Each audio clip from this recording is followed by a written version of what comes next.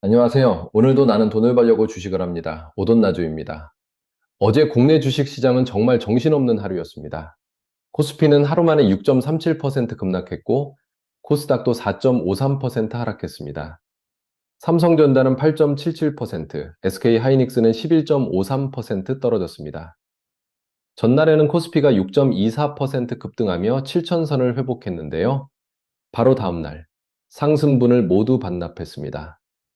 그렇다면 어제 시장은 왜 이렇게 크게 무너졌을까요? 한국은행의 금리 인상 때문이었을까요? 중국 반도체 기업의 증설 우려 때문이었을까요? 아니면 단일 종목 매버리지 상품이 시장의 변동성을 키운 것일까요? 오늘은 어제 시장에서 실제로 무슨 일이 벌어졌는지, 그리고 다음 거래일에 무엇을 확인해야 하는지, 주식 초보자분들도 이해하기 쉽게 하나씩 살펴보겠습니다. 먼저 지수가 얼마나 떨어졌는지 보겠습니다. 코스피는 전날보다 463.81포인트, 비율로는 6.37% 하락한 6,820.60으로 마감했습니다. 장 시작부터 4.45% 하락한 6,960.50으로 출발했고요. 장중에는 6,730.87까지 밀렸습니다. 장중 최대 하락률은 약 7.6%였습니다. 이후 개인 투자자의 대규모 매수가 들어오면서 6,800선을 회복했지만 7,000선을 되찾지는 못했습니다. 코스닥도 813.32로 하락 출발해 장중 786.59까지 내려갔습니다. 이후 일부 낙폭을 회복했지만 결국 791.84로 마감하며 하루 만에 다시 800선 아래로 내려갔습니다. 여기서 주식 초보자분들이 알아야 할 것이 있습니다.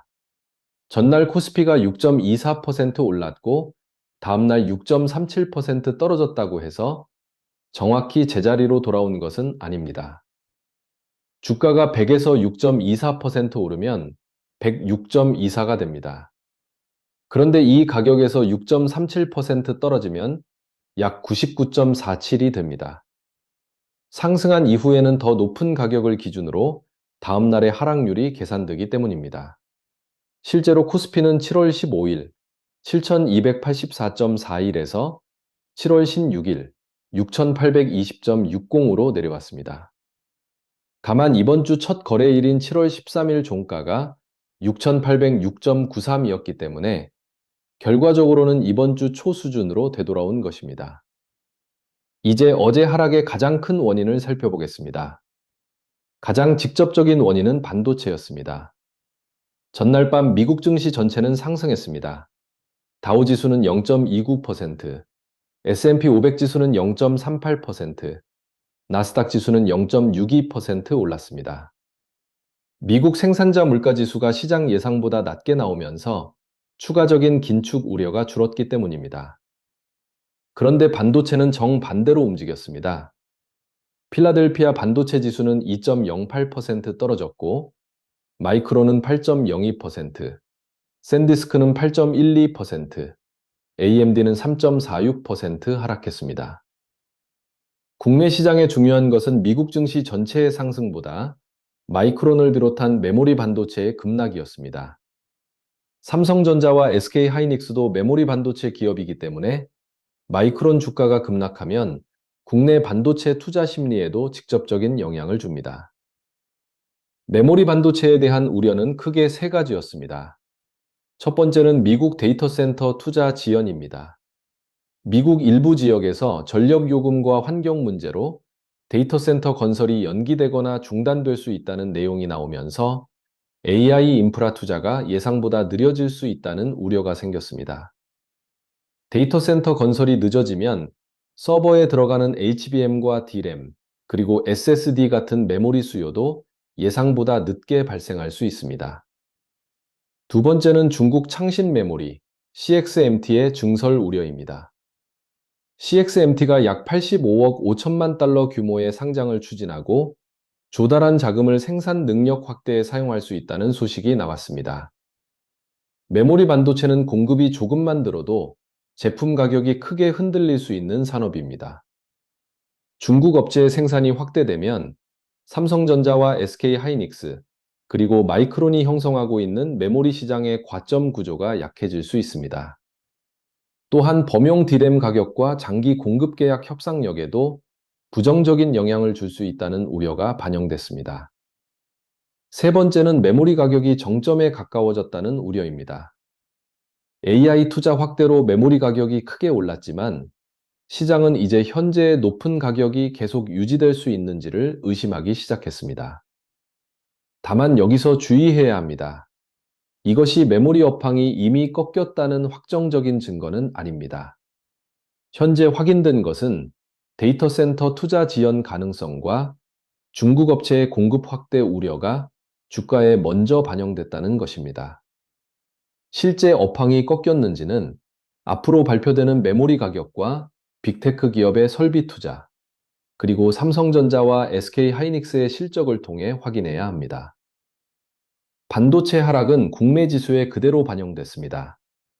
삼성전자는 8.77% 하락한 25만 5천 원에 마감했습니다. 장중에는 25만 2,500원까지 내려왔습니다. SK하이닉스는 11.53% 하락한 184만 2천 원에 마감했습니다.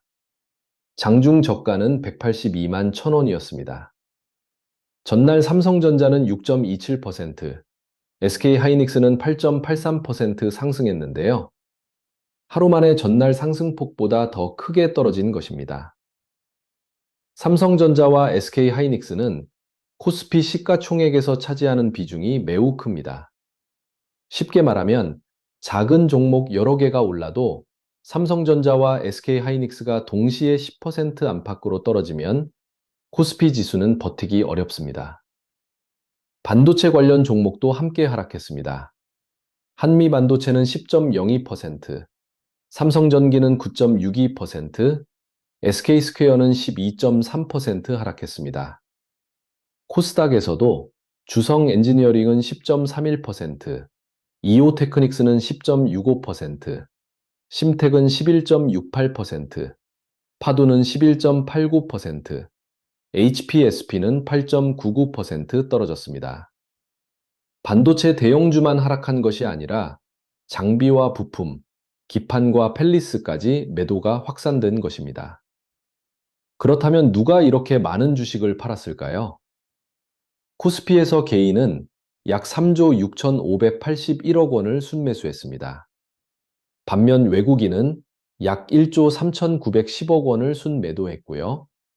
기관은 약 2조 3,666억 원을 순매도했습니다.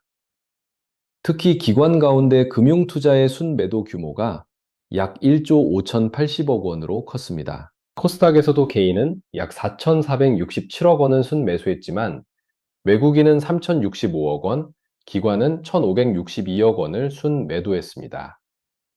정리하면 다음과 같습니다.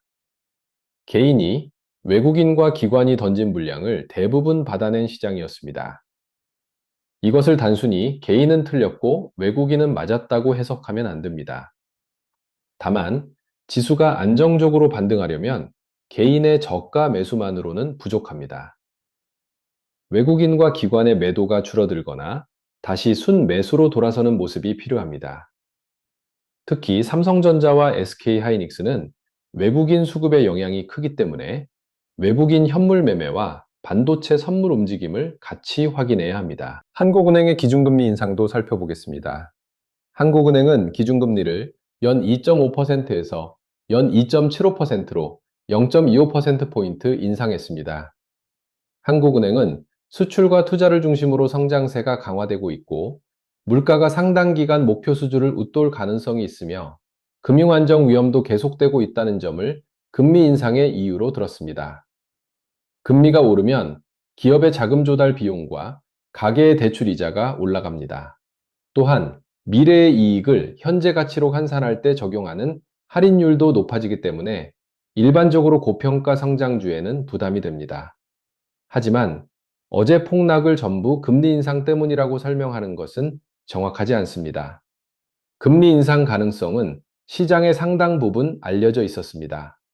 또한 당국도 금리 인상 이후의 금융시장 움직임은 제한적이었다고 평가했습니다.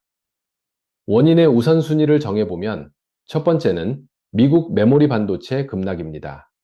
두 번째는 삼성전자와 SK하이닉스를 중심으로 나타난 외국인과 기관의 동반 매도입니다. 세 번째는 전날 6.24% 급등 이후의 차익 실현입니다.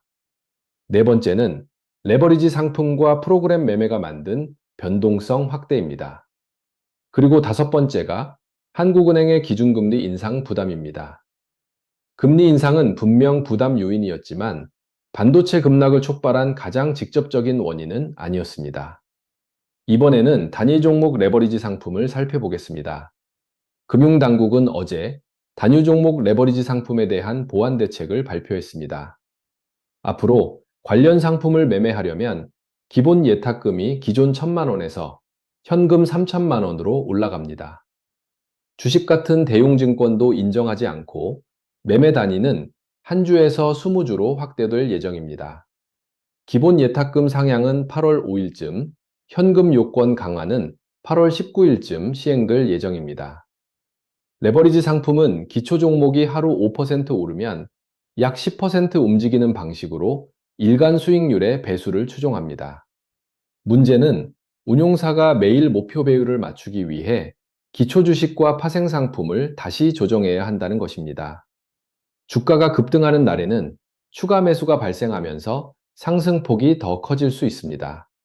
반대로 주가가 급락하는 날에는 매도나 해지 조정이 발생하면서 하락폭을 더 키울 가능성이 있습니다. 다만 레버리지 상품이 어제 하락의 전부를 만들었다고 단정할 수는 없습니다. 실제 반도체 업황에 대한 우려와 외국인과 기관의 매도가 먼저 존재했고요. 레버리지 상품은 이미 강해진 상승과 하락을 더 크게 증폭시켰을 가능성이 있는 요소로 봐야 합니다. 어제 시장 전체가 완전히 무너진 것은 아니었습니다. 코스피에서는 전기전자와 제조업이 크게 떨어졌지만 일부 방어업종은 상승했습니다. 통신업종은 3.39%, 음식료와 담배업종은 2.12%, 종이와 목재업종은 2% 상승했습니다. 섬유와 의류, 운송장비와 부품, 제약과 보험업종도 소폭 올랐습니다.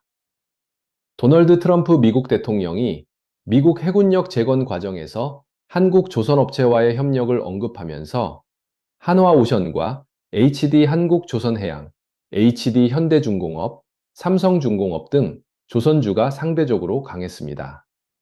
비비안과 좋은 사람들, 모나리자와 모나미, 깨끗한 나라 같은 일부 개별 테마 종목도 강세를 보였습니다. 하지만 이것을 건강한 순환매라고 평가하기는 어렵습니다.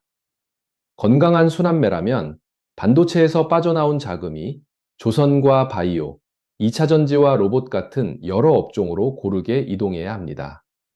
그러나 어제는 코스닥의 2차전지와 바이오, 그리고 로봇 종목까지 대부분 함께 하락했습니다. 에코프로 BM은 7.03%, 에코프로는 7.41%, 레인보우 로보틱스는 7.67%, 로보티즈는 10.16% 떨어졌습니다.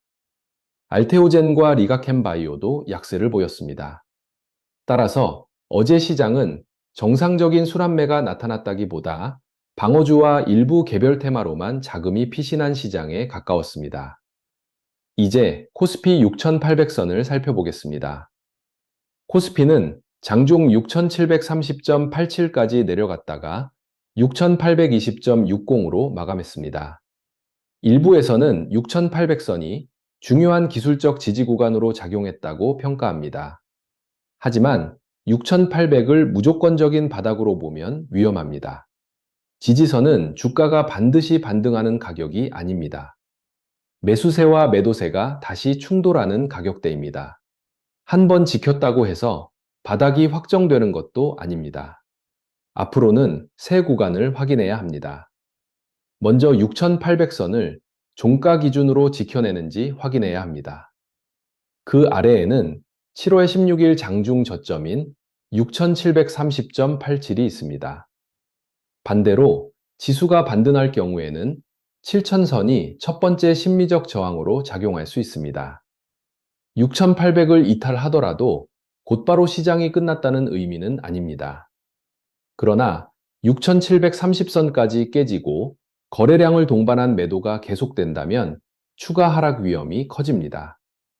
반대로 7천선을 회복하려면 삼성전자와 SK하이닉스의 반등, 그리고 외국인의 순매수 전환이 함께 나타나야 합니다. 오늘 7월 17일은 제헌절로 한국거래소와 넥스트레이드가 모두 휴장합니다. 다음 국내 거래일은 7월 20일 월요일입니다. 국내 시장이 쉬는 동안에도 미국 시장은 계속 열리기 때문에 월요일 국내 시장에는 해외 시장의 움직임이 한꺼번에 반영될 수 있습니다. 실제로 한국 시장이 마감한 뒤 열린 미국 증시에서는 나스닥 지수가 1.47% 하락했습니다. 필라델피아 반도체 지수는 약 4.3% 떨어졌고, 마이크론도 5.65% 추가 하락했습니다. TSMC는 2분기 순이익이 전년 같은 기간보다 77% 증가했지만 미국 시장에서 주가는 2.3% 하락했습니다. 실적이 나빠서 하락했다기보다 이미 높아진 시장의 기대를 계속 뛰어넘기 어려워진 상황으로 볼 수 있습니다. 따라서 월요일 시장에서는 5가지를 확인해야 합니다. 첫 번째, 마이크론과 필라델피아 반도체 지수의 추가 하락 여부입니다. 두 번째, 삼성전자와 SK하이닉스의 시초가, 그리고 외국인의 매매 방향입니다. 세 번째, 코스피 6,800선과 장중 저점 6,730선의 방어 여부입니다. 네 번째, 원달러 환율이 다시 1,500원 방향으로 상승하는지 확인해야 합니다. 다섯 번째, 조선과 통신, 음식료 같은 상대적으로 강했던 업종에 수급이 계속 이어지는지 확인해야 합니다. 특히 반도체가 하락하는데 다른 업종까지 함께 무너진다면 시장 전체의 위험 회피가 계속되고 있다는 뜻입니다. 반대로 반도체는 약하더라도 조선, 바이오, 2차 전지 등으로 자금이 이동하고 상승 종목 수가 늘어난다면 시장이 조금씩 정상적인 순환매를 회복하고 있다고 볼 수 있습니다. 어제 시장은 단순한 하루짜리 하락이 아니었습니다. 전날 6%대 급등과 다음날 6%대 급락이 반복됐고, 이번 주에만 매도, 매수, 매도 사이드카가 번갈아 발동됐습니다. 반도체의 장기 성장 논리가 완전히 사라졌다고 단정할 단계는 아니지만, 시장은 이제 실적이 좋은지만 보는 것이 아니라 현재의 높은 이익과 메모리 가격이 얼마나 오래 유지될 수 있는지를 의심하고 있습니다. 지금은 지수가 많이 떨어졌다는 이유만으로 성급하게 바닥을 예측하기보다 외국인 수급과 미국 반도체 흐름, 그리고 코스피 6,800선 방어 여부를 확인하는 것이 중요합니다. 특히 레버리지와 신용을 사용하고 있다면 변동성이 낮아질 때까지 비중을 줄여 대응할 필요가 있습니다. 월요일 시장에서는 지수가 반등하느냐보다도 어떤 주체가 사고 어떤 업종으로 자금이 이동하는지를 먼저 확인하시기 바랍니다. 지금까지 오돈나주였습니다.